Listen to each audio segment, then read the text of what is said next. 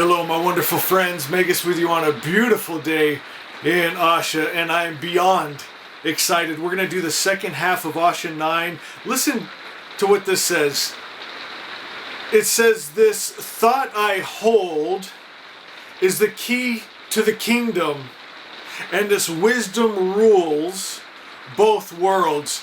If that doesn't get you excited, then nothing will, my friends. A key to the kingdom, a wisdom that rules both worlds, my friends. Oh my God, are we in for something?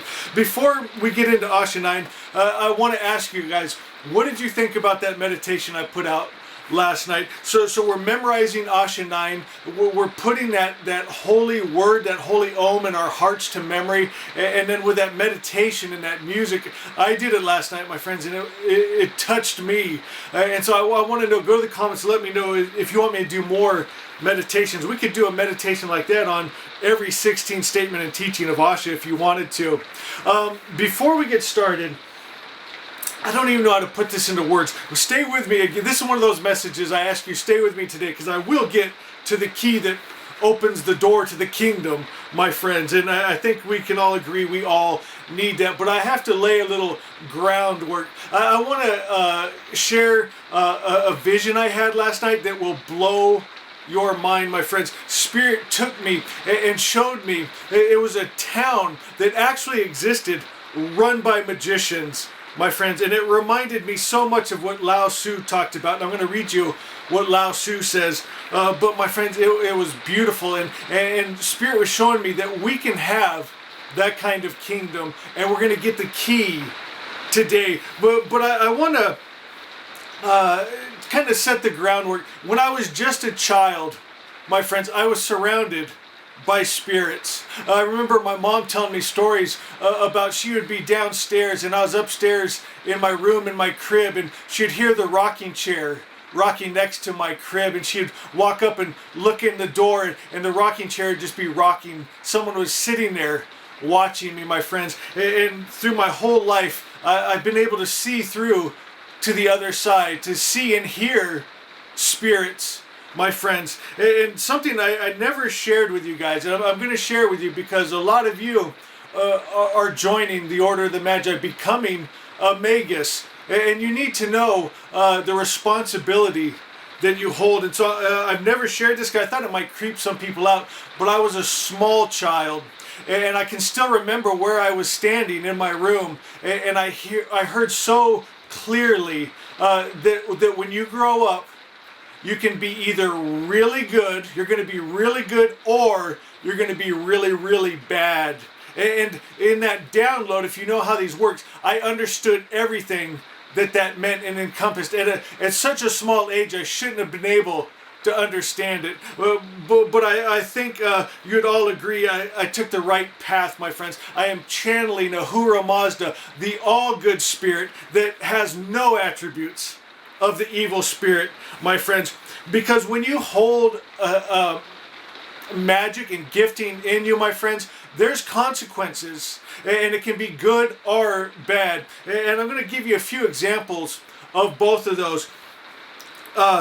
So I've shared many stories. I'm not going to share all the stories with you. I'm going to share a few maybe you haven't heard. But when you're carrying this mantle, my friends, and I want you to understand this as I tell these stories, God is not my hitman.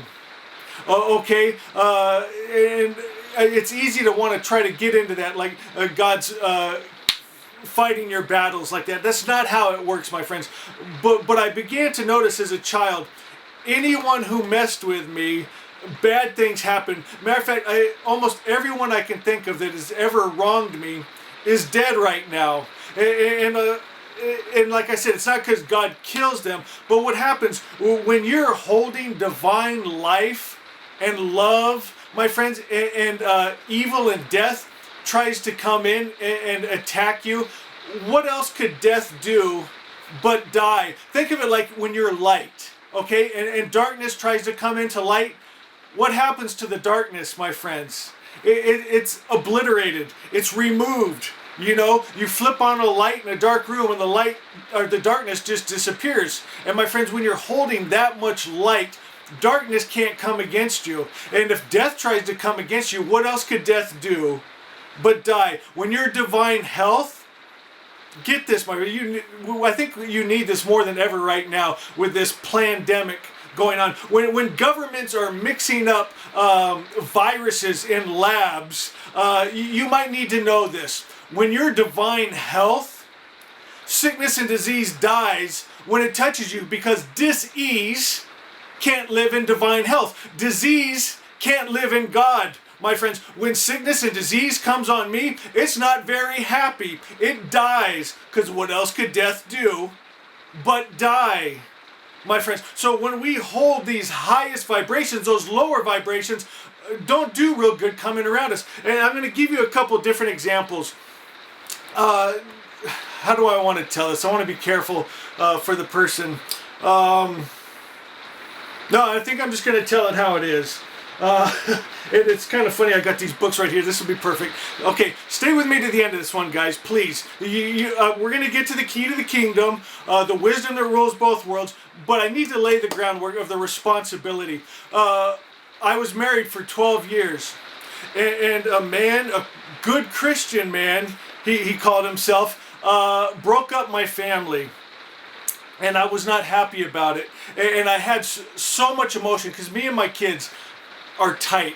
Me and my kids are beyond tight. And every night, it's funny, these are sitting next to me here.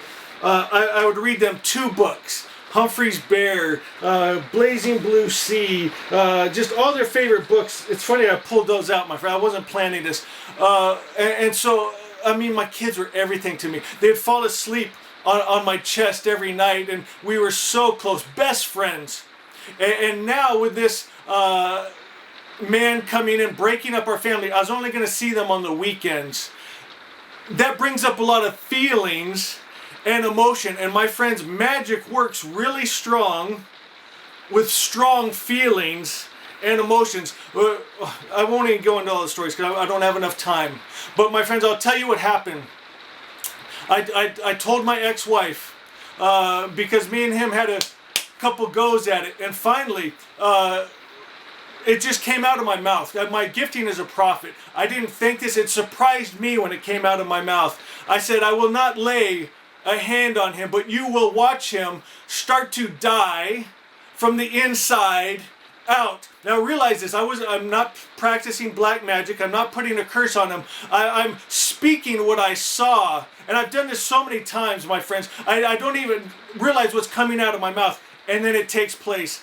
And the next time I went to the house to pick up my kids, he was skinnier and yellow and moving very slow. And he was dying from the inside out. My friends, I can think back when I was in high school, and I went to a private school, and sometimes some of the kids that get put into private school, it's their last chance. They've been thrown out of public school, and there was this, he was in a gang, and he was violent, and they threw him out of public school, so he's going there, and he took me and threw me down the stairs. My friends, he did not show up the next day at school because he had been decapitated.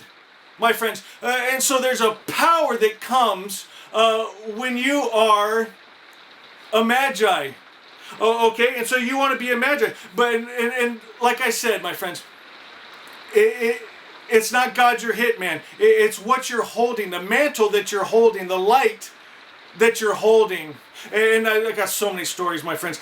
Some good stories of God just speaking through me. And one of my favorites is I was living at the beach. Balboa Island. The houses are very close together, and my neighbor was a lawyer, and I guess he was going through some hard times because very early in the morning, still dark out, I was woken up, and I walked outside, and it's funny, I remember talking to the person, or I guess you can't call it a person, I don't know who or what it was, but they were standing at the foot of my bed. They shook my bed. I woke up, I saw him standing there, and I said, okay, I'm up. We're psychically communicating. I followed this person outside, onto the sidewalk, and my neighbor was out there, pitch black. I mean, maybe 2, 3 in the morning, I don't know. I forget now. And apparently, I ministered to him. I told him all about God. I made him feel good. He was out walking the night because he was tormented in his mind. I went back, went to bed, forgot all about it, really thought it was just a dream. The next day, he came up to me and was thanking me, telling me that it meant the world to him, and it changed his life, and I guess I introduced him to God, and I didn't remember any of it. I was thinking, really? I thought that was a dream. I couldn't remember one word that came out of my mouth sometimes. My friends, you become a channel, and you're just speaking forth. You're a vessel for Spirit, my friends. And some of the craziest stories. Are you guys still with me? I hope you're enjoying these. I got such a powerful message, but I really feel like I need to share this with you. I was just talking to my mom earlier today about some of these stories.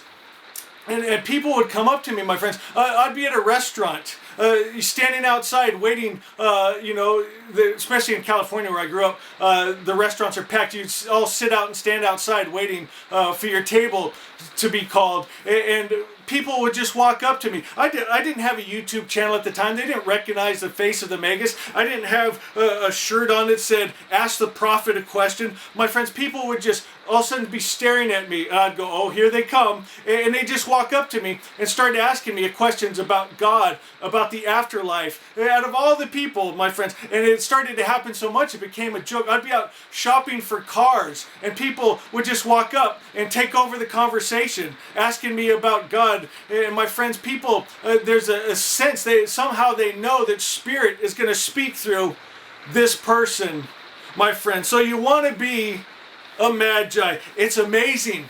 There's such power, my friends. And with that vision Spirit was showing me last night of a real town that existed, my friends. And at first when I was seeing it, I was going, it's a little too flamboyant, I was thinking at first for me. Because when I think about these, it was almost kind of set in that old West type, and the houses, and they had horses. But they were the magicians, magi's, and very flamboyant, and their dress and their horses were decorated up. But then as I started to really watch and see what they're doing, I started thinking, I like that. Maybe we should incorporate that into our community here. I could see that. So we might do something along those lines. But my friends, what was cool about it, okay, they didn't have to worry about any evil outside influences messing with their town. Okay, there was no warring tribes or bandits that came into their town because they were protected by magic. The governments didn't mess with them. The churches didn't come in with their witch hunts. They kind of knew, leave these ones alone, my friends. And it was so powerful. And I started thinking, my God, that's what we're going to have here at the Order of the Magi. Imagine, I think, how powerful I've been by myself. And now, with our small community here, there's only a couple thousand of us, my friends. And what have you guys been telling me? You've never felt so good. That even your family members are saying, what's different about you? Your own home life, your own health. The energy in your life. We talked about, you don't need as much sleep anymore, my friends. You feel the magic that's all around you and in you. Imagine when there's millions of us, my friends. My God, what's going to be possible? Listen to what Lao Tzu says. I am an immortal being having a temporary human experience.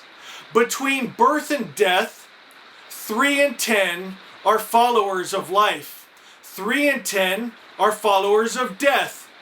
And men just passing from birth to death also number 3 and 10. Why is this so? Because they clutch to life and cling to this passing world, but there is 1 out of 10, they say, so sure of life. Now, okay, this is beautiful.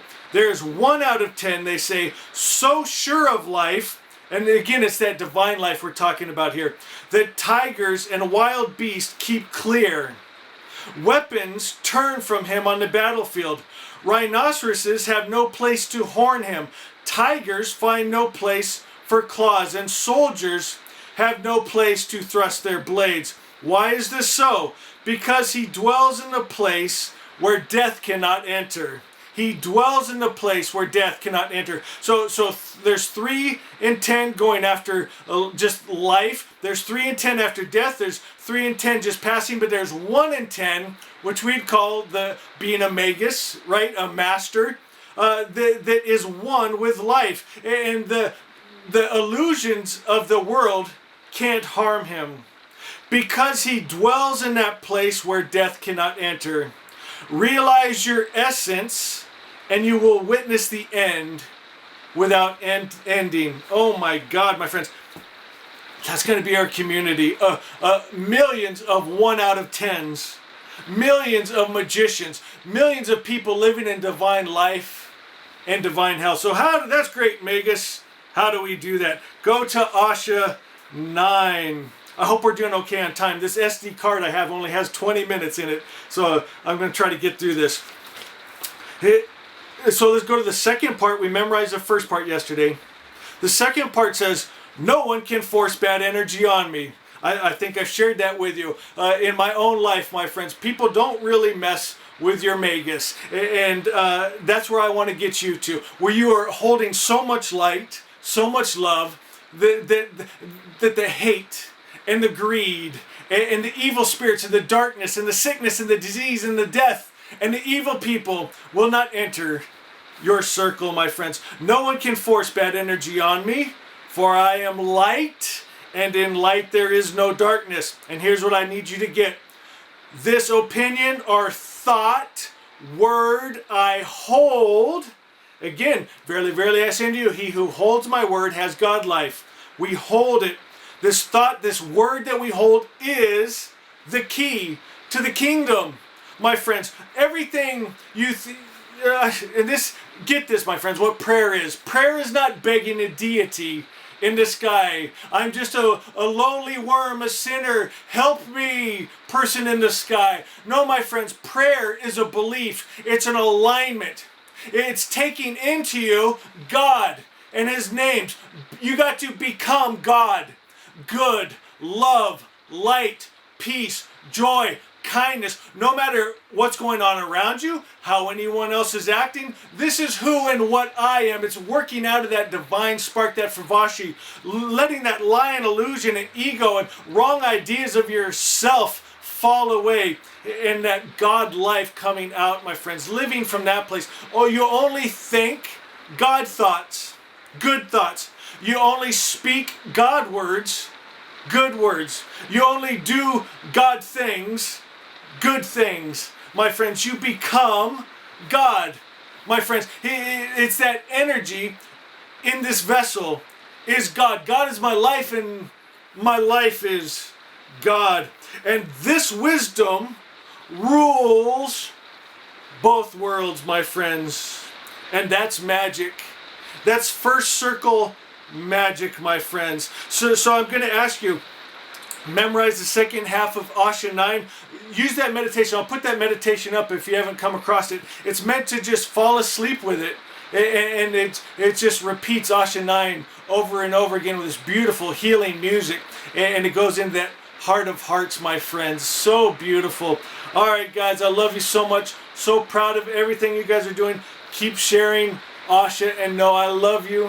I love you. I love you. Ooh.